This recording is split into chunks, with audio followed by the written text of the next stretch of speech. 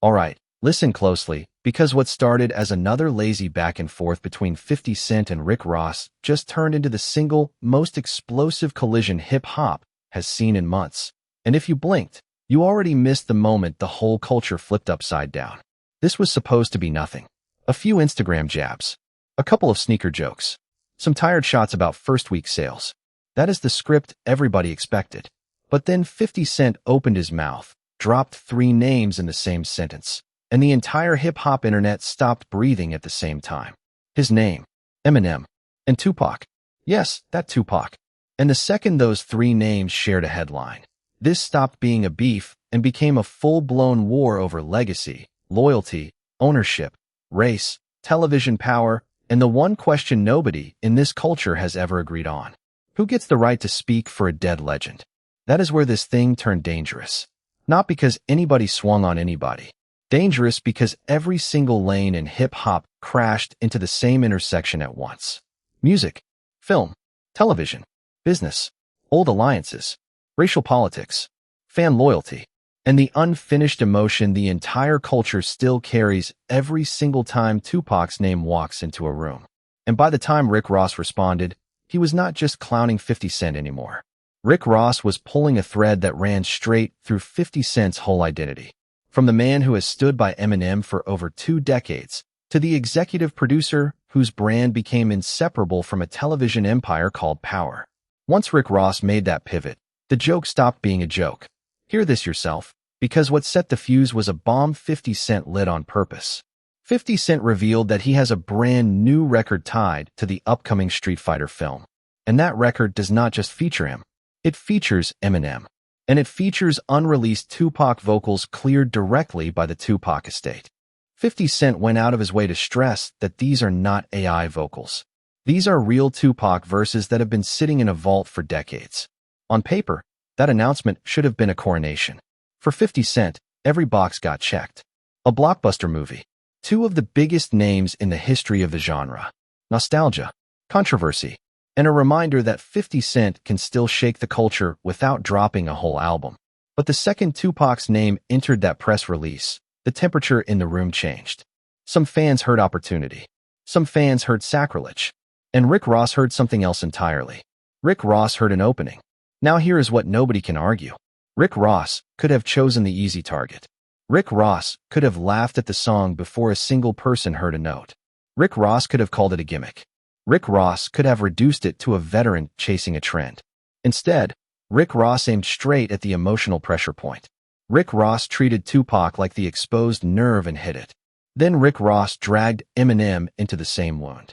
And then Rick Ross widened the entire attack until it swallowed Courtney Kemp and the Power universe whole.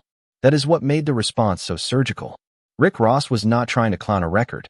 Rick Ross was trying to tell a bigger story. A story about who 50 Cent chooses to protect. A story about who 50 Cent chooses to publicly honor. And a story about who 50 Cent chooses to blame the second a partnership turns messy. Picture this. If there is one thing 50 Cent has always understood better than almost any rapper alive, it is that a direct argument is almost never the argument worth having. 50 Cent does not answer an insult. 50 Cent dismantles it. 50 Cent finds the softest tissue in your public image, the one part of your identity that can be publicly embarrassed, and shifts the entire battle to that piece of ground. You come at his music, 50 Cent will start counting your money. You question his loyalty, 50 Cent will question your sales. You laugh at one project, 50 Cent will laugh at your entire lifestyle. The battlefield never stays where the enemy wants it. And that pattern matters right now because Rick Ross tried to lock 50 Cent into a moral cage. Based on how Rick Ross framed his response, 50 Cent had recently opened up about behind-the-scenes tension from the Power era in a way that Rick Ross felt was disrespectful to Courtney Kemp, the woman who created and wrote the Power universe from the ground up. Rick Ross' angle was clean and sharp. If 50 Cent can show unshakable loyalty to Eminem for 20-plus years, then why can 50 Cent not show that same public loyalty to a black woman who literally built the television franchise his name is glued to? That single question opened multiple doors into the war. One door led to Eminem. Another led to Tupac. Another led to Courtney Kemp. Another led straight into Power. Another led into 50 Cent's habit of turning every criticism into content. And another led straight back to Rick Ross himself, because Rick Ross is not exactly speaking from an untouched throne. Rick Ross is currently taking his own public hits over first-week numbers and the chatter around his own album campaign. In other words, Rick Ross was not throwing rocks from a mountaintop. Rick Ross was throwing rocks while his own credibility was on public trial. And that is exactly what makes this thing so combustible.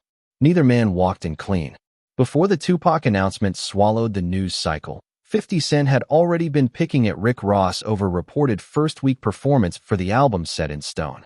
Rick Ross pushed back by arguing that streaming culture has warped what real success even means anymore, insisting that a slow, steady long game matters more than a giant opening week that collapses 2 weeks later. That was not just a defense. That was a reframe attempt. Rick Ross wanted the audience to stop measuring a win by a scoreboard and start measuring it by longevity, brand reach, and business expansion. On paper, that is a smart counter. The problem is that 50 Cent lives for the gap between the flex and the proof. If Rick Ross talks mansion, 50 Cent starts asking who actually lives in it. If Rick Ross talks empire, 50 Cent starts asking what products actually sell. If Rick Ross talks cultural relevance, 50 Cent points at the numbers Rick Ross does not want to see. 50 Cent understands the physics of internet warfare better than almost anyone. You do not have to prove the other man wrong. You only have to make the audience smirk at the possibility that the flex might be a little thinner than advertised. And that is the exact reason this feud has survived so long. It keeps mutating. Nobody has to win the entire case. They only have to open the next room the public wants to gossip in. But then Tupac arrived, and everything changed. Because Tupac is one of the very few names in this culture where fans who disagree on everything else still meet on the same emotional ground. Even the fans who ride hardest for 50 Cent, respect Eminem, and love a good hip-hop circus, still stop breathing when someone announces a posthumous collaboration built from unreleased vocals. There is always a fracture. One side says if the estate approves it and the work is handled with respect, then unreleased material deserves the light.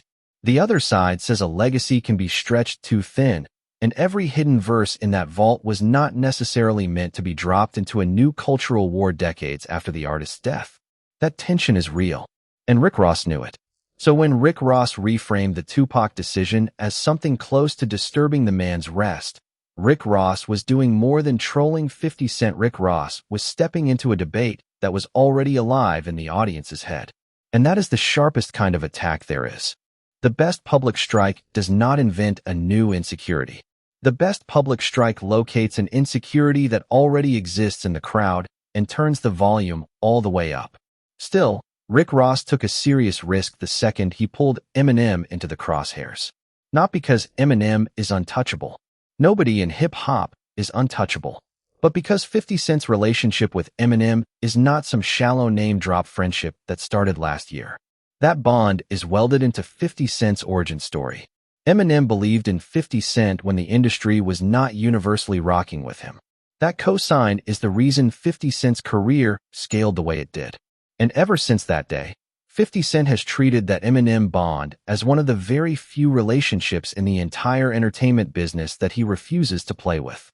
Reports around the new Street Fighter record keep emphasizing the long collaboration history between 50 Cent and Eminem, and the fact that Eminem is now going to appear alongside Tupac on an official commercial release.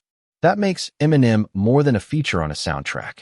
Eminem is a piece of 50 Cent's origin myth. So when Rick Ross says, in effect, be as loyal to Courtney Kemp as you are to Eminem, Rick Ross is not just poking a friendship. Rick Ross is comparing two totally different flavors of loyalty and daring 50 Cent to publicly explain why one looks bulletproof and the other looks negotiable. That is a devastating line of attack because it sounds moral instead of petty. But here is the trap. The moment you moralize a beef, the audience starts auditing your own consistency. Are you really defending principle, or are you just picking the sharpest available weapon this week? Are you really defending Courtney Kemp because you care about black women in entertainment and creator credit, or because you noticed 50 Cent had just opened that wound himself? The internet can smell opportunism almost as fast as it smells hypocrisy. And once that suspicion enters the chat, even a valid attack gets weaker. This is where the power conversation becomes central. 50 Cent has described the Power years as a period when his public brand became so fused with the show that fans treated it like a 50 Cent property, even though Courtney Kemp was the actual creator and the primary writer building the story on the page. In 50 Cent's telling, that imbalance created behind-the-scenes friction, not only around credit but around creative decisions, including big disagreements about certain characters and how long their story arcs should continue. That is not a flattering story, but it is at least a recognizable Hollywood story. Rick Ross' counter is much harsher. Rick Ross' framing is that 50 Cent was publicly shifting blame onto the black woman creator while still branding himself as the loyal soldier in other relationships that benefit him personally. And that is exactly why the Eminem comparison hit like a bat to the ribs. It turned a behind-the-scenes disagreement into a question about what 50 Cent's loyalty actually looks like when race, gender, and authorship enter the picture. Now the audience has to decide what they think they are really watching. Is 50 Cent giving an honest veteran producer's account of a messy collaboration years after the politics had time to breathe? Or is Rick Ross right that 50 Cent packaged the story to protect his own legend while quietly leaving Courtney Kemp holding the label of difficult? That question is bigger than one music beef. That question is about how power gets narrated after a hit television show changes every life it touches.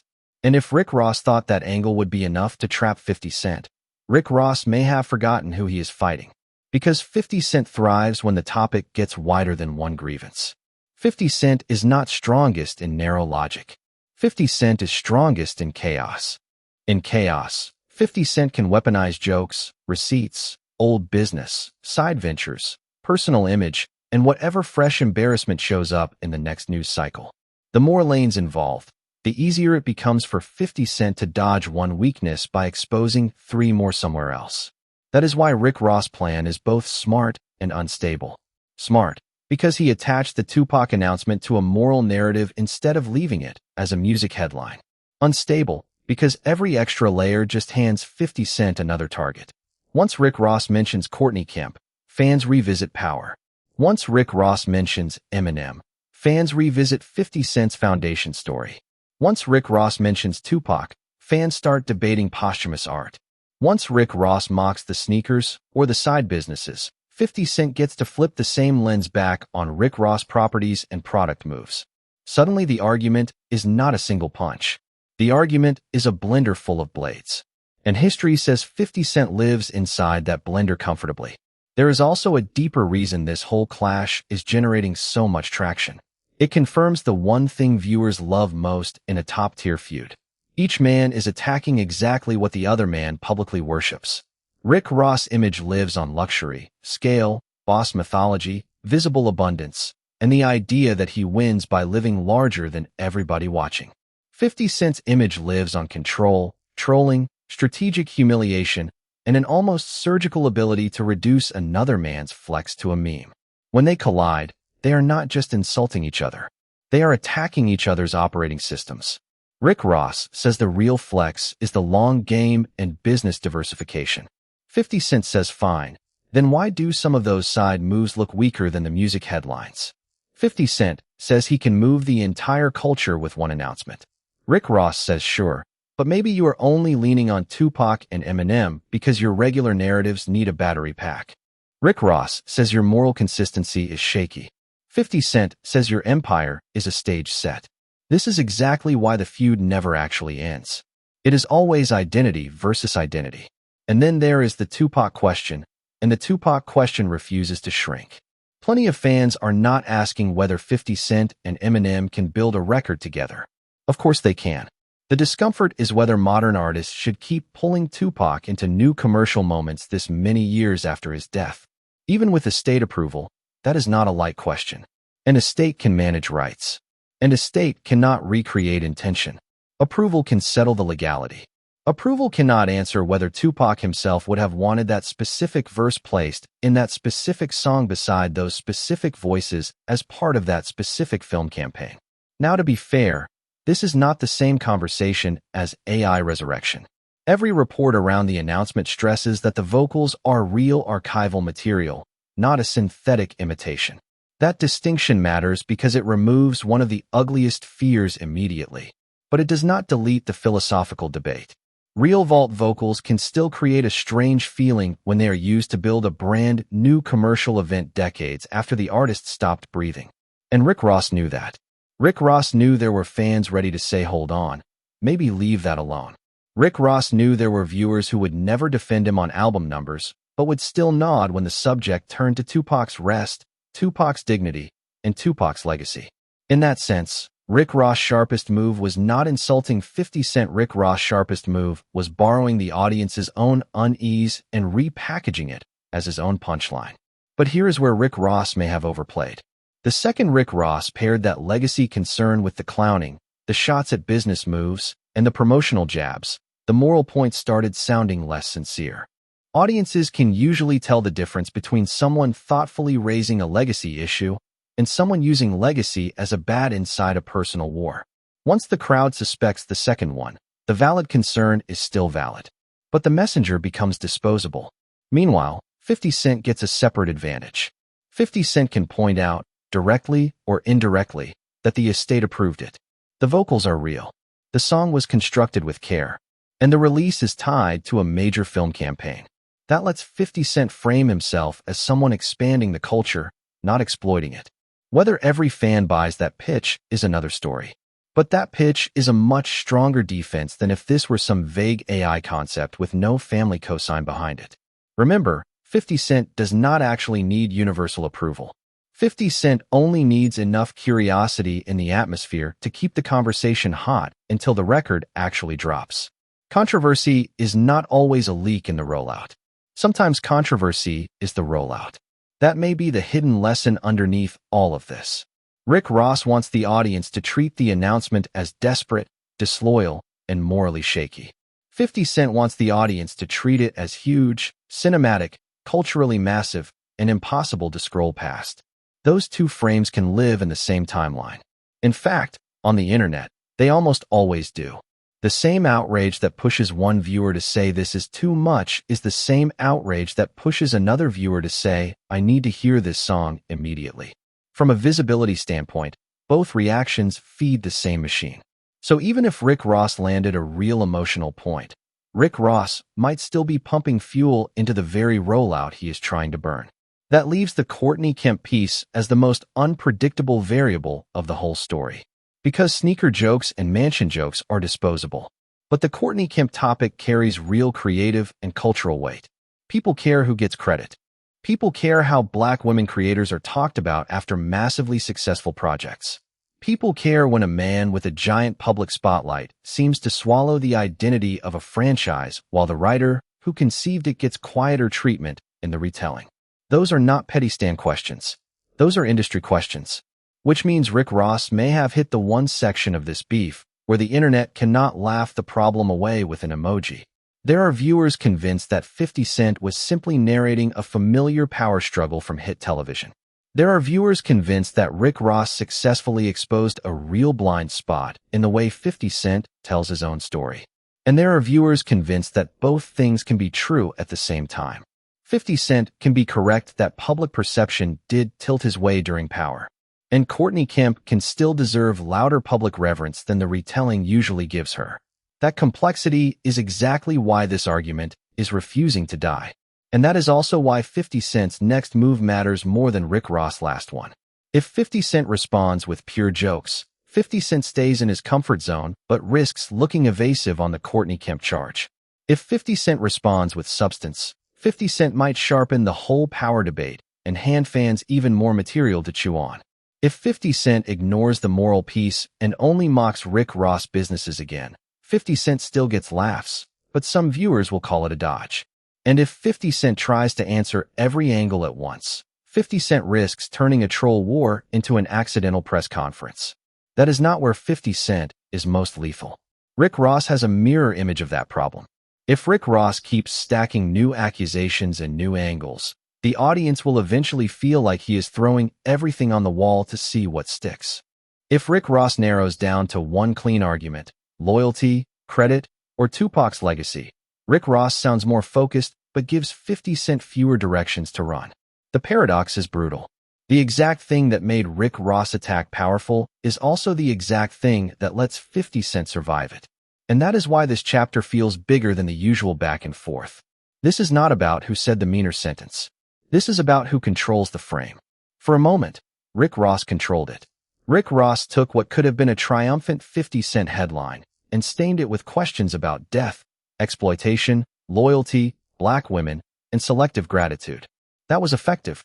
But frame control is fragile when your opponent has spent 2 decades perfecting public misdirection through comedy and humiliation. 50 Cent's real gift is making the audience forget the original charge by entertaining them with a brand new one. So the real winner may end up being whoever keeps the audience arguing the longest. And right now, there is no shortage of arguments. Should Tupac's unreleased vocals be used this way if the estate signs off? Does legal permission settle the cultural question, or does it only settle the paperwork? Was Rick Ross genuinely defending Courtney Kemp, or just reaching for the strongest available weapon against an old enemy? Was 50 Cent fairly describing the weirdness that happens when a giant public persona fuses with a television franchise?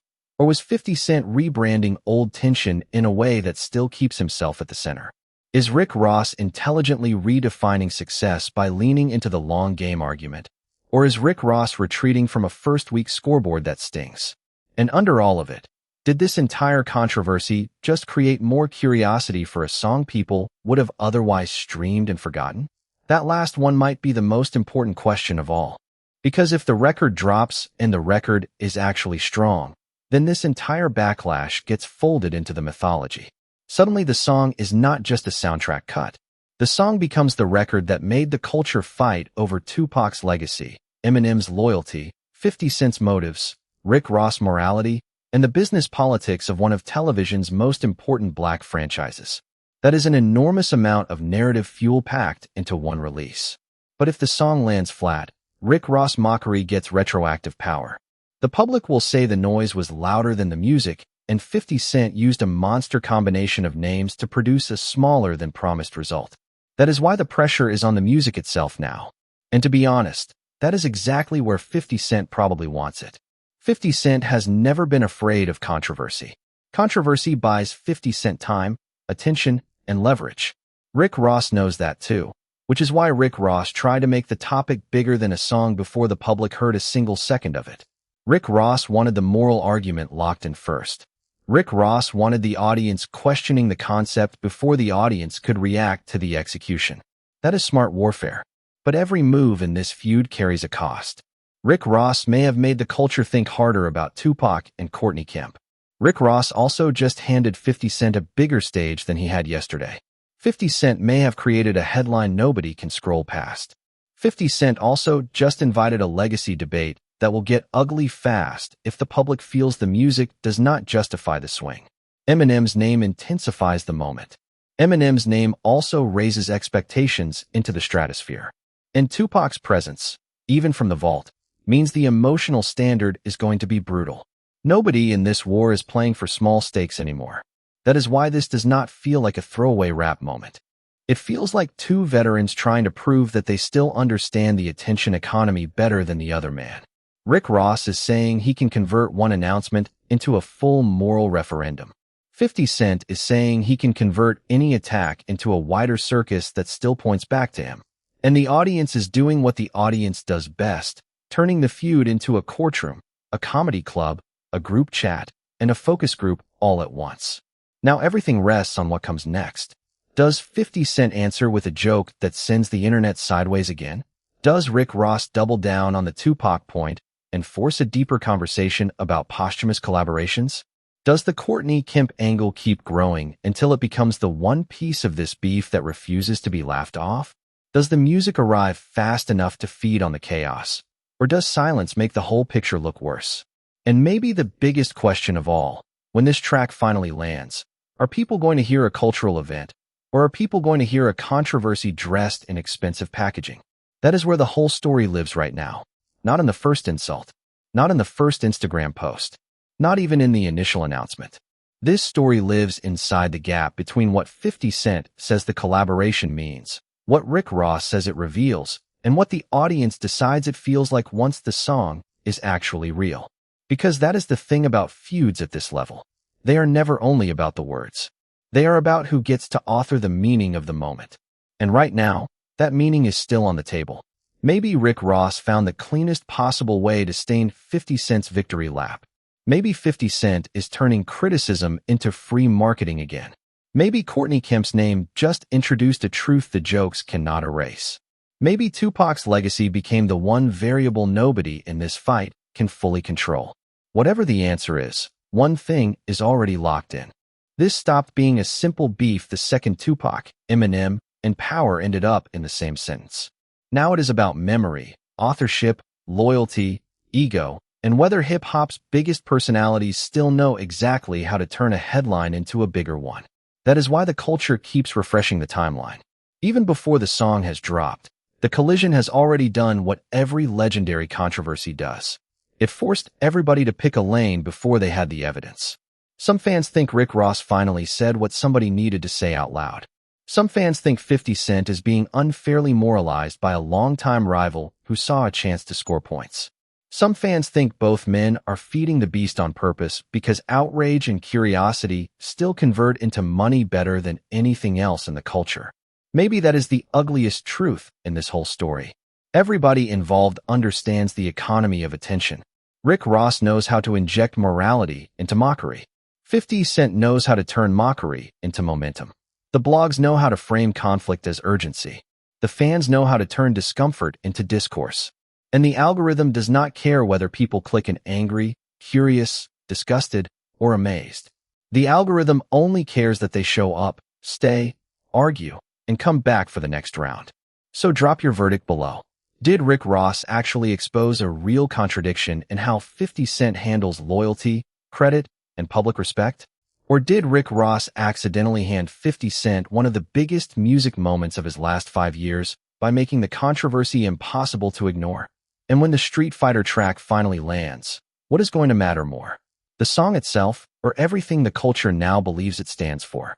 Because the second that record hits streaming, this whole story starts over from the top. And you already know 50 Cent is going to have another headline waiting the same day. Stay locked in. Because if the last 48 hours told us anything, it is that this feud is not close to finished. It just got its second wind. That is the frame from here.